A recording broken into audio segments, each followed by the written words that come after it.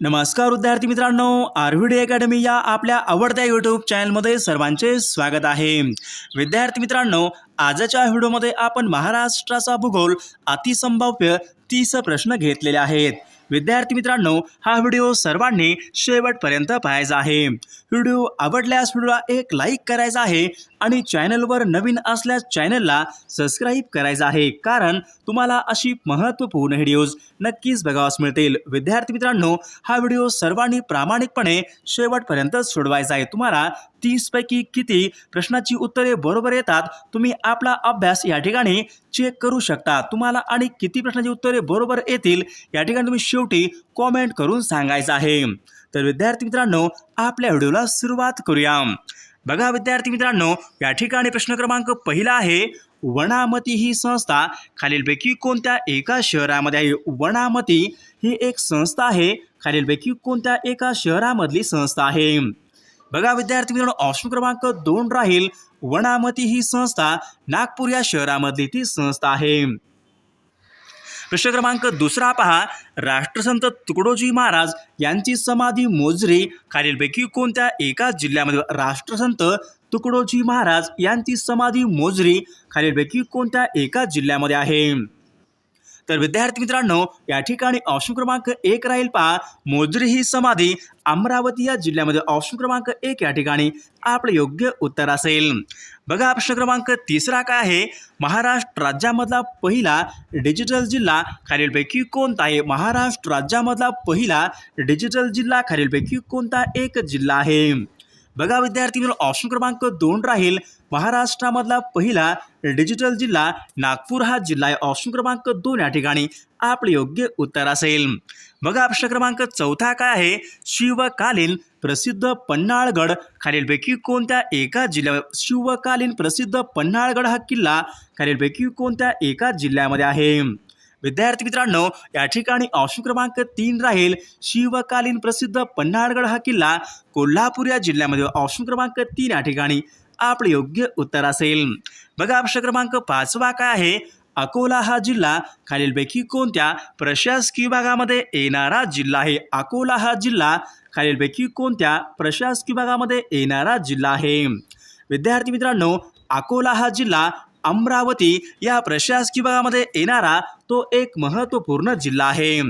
बघा प्रश्न क्रमांक 6 काय आहे, पवनार आश्रम खालीलपैकी कोणत्या एका जिल्ह्यामध्ये? पवनार आश्रम खालीलपैकी कोणत्या एका जिल्ह्यामध्ये आहे? विद्यार्थी मित्रांनो, पवनार हा आश्रम वर्धा या जिल्ह्यामध्ये। ऑप्शन क्रमांक 2 या ठिकाणी आपले योग्य उत्तर असेल। बघा प्रश्न क्रमांक 7 काय आहे, जगप्रसिद्ध भूचुंबकीय वेधशाळा रायगड जिल्ह्यामध्ये खालीलपैकी कोणत्या एका ठिकाणी आहे? जगप्रसिद्ध भूचुंबकीय वेधशाळा रायगड जिल्ह्यामध्ये कोणत्या एका ठिकाणी आहे? विद्यार्थी मित्रांनो, बघा या ठिकाणी ऑप्शन क्रमांक 2 राहील, जगप्रसिद्ध भूचुंबकीय वेधशाळा रायगड जिल्ह्यामध्ये अलिबाग या ठिकाणी आहे। ऑप्शन क्रमांक 2 या ठिकाणी आपले योग्य उत्तर असेल। बघा प्रश्न क्रमांक 8 काय आहे, गाविलगड हा किल्ला खालीलपैकी कोणत्या एका जिल्ह्यामध्ये? गाविलगड हा किल्ला खालीलपैकी कोणत्या एका जिल्ह्यामध्ये आहे? विद्यार्थी मित्रांनो, गाविलगड हा किल्ला अमरावती या जिल्ह्यामधला तो एक महत्त्वपूर्ण जिल्हा आहे। प्रश्न क्रमांक 9 पहा, प्रकाशे हे तीर्थक्षेत्र खालीलपैकी कोणत्या एका जिल्ह्यामध्ये? प्रकाशे हे तीर्थक्षेत्र खालीलपैकी कोणत्या एका जिल्ह्यामध्ये आहे? बघा विद्यार्थी मित्रांनो, प्रकाशे हे तीर्थक्षेत्र नंदुरबार या जिल्ह्यामध्ये। ऑप्शन क्रमांक 1 या ठिकाणी आपले योग्य उत्तर असेल। प्रश्न क्रमांक 10 पहा, पश्चिम किनारपट्टीला समांतर असलेली पर्वतरांग खालीलपैकी कोणते? महाराष्ट्राच्या पश्चिम किनारपट्टीला समांतर असलेली पर्वतरांग खालीलपैकी कोणती एक पर्वतरांग आहे? बघा विद्यार्थी मित्रांनो, या ठिकाणी ऑप्शन क्रमांक 2 राहील, सह्याद्री ही पर्वतरांग महाराष्ट्राच्या पश्चिम किनारपट्टीला समांतर असलेली पर्वतरांग आहे। चला प्रश्न क्रमांक 11 पहा, सुरजागड लोहखान खालीलपैकी कोणत्या एका जिल्ह्यामध्ये? सुरजागड लोहखान खालीलपैकी कोणत्या एका जिल्ह्यामध्ये आहे? विद्यार्थी मित्रांनो, सुरजागड लोहखान हे गडचिरोली या जिल्ह्यामध्ये। ऑप्शन क्रमांक 3 या ठिकाणी आपले योग्य उत्तर असेल। चला प्रश्न क्रमांक 12 पहा, राधानगरी हे धरण खालीलपैकी कोणत्या एका नदीवर बांधण्यात आलेलं आहे? राधानगरी हे धरण खालीलपैकी कोणत्या नदीवर बांधण्यात आलेला आहे। विद्यार्थी मित्रांनो, राधानगरी हे धरण भोगावती या नदीवर बांधण्यात आलेलं ते एक महत्त्वपूर्ण धरण आहे। प्रश्न क्रमांक 13 पहा, जालना या शहरामधून वाहणारी प्रमुख नदी खालीलपैकी कोणती आहे? जालना या शहरामधून वाहणारी प्रमुख नदी खालीलपैकी कोणती एक नदी आहे? विद्यार्थी मित्रांनो, या ठिकाणी ऑप्शन क्रमांक 2 बघा, जालना या शहरामधून कुंडलिका ही नदी वाहते। ऑप्शन क्रमांक 2 या ठिकाणी आपले योग्य उत्तर असेल। बघा प्रश्न क्रमांक 14 काय आहे?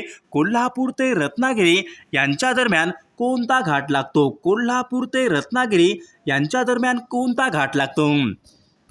बघा विद्यार्थी मित्रांनो, कोल्हापूर ते रत्नागिरी यांच्या दरम्यान अंबा घाट लागतो। ऑप्शन क्रमांक 2 या ठिकाणी आपले योग्य उत्तर असेल। बघा प्रश्न क्रमांक 15 काय आहे? महाराष्ट्रामध्ये आर्थिकदृष्ट्या महत्त्वाची वने खालीलपैकी कोणते? महाराष्ट्र राज्यामध्ये आर्थिकदृष्ट्या महत्त्वाची वने खालीलपैकी कोणती वने आहेत?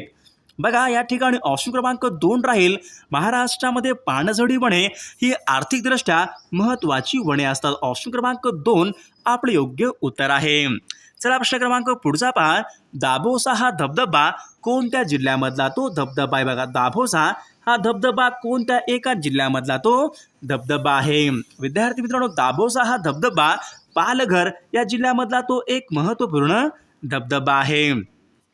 प्रश्न क्रमांक 17 पहा, खालीलपैकी कोणते झाड हे जमिनीमधील पाण्याची पातळी खालवण्यासाठी कारणीभूत ठरते? खालीलपैकी कोणतं एक झाड असते बघा, जमिनीमधली पाण्याची पातळी खालवण्यासाठी कारणीभूत असते? विद्यार्थी बघा प्रश्न या ठिकाणी काय विचारलाय? कोणतं एक झाड असते जमिनीमधलं पाण्याची पातळी खालवण्यासाठी कारणीभूत असते?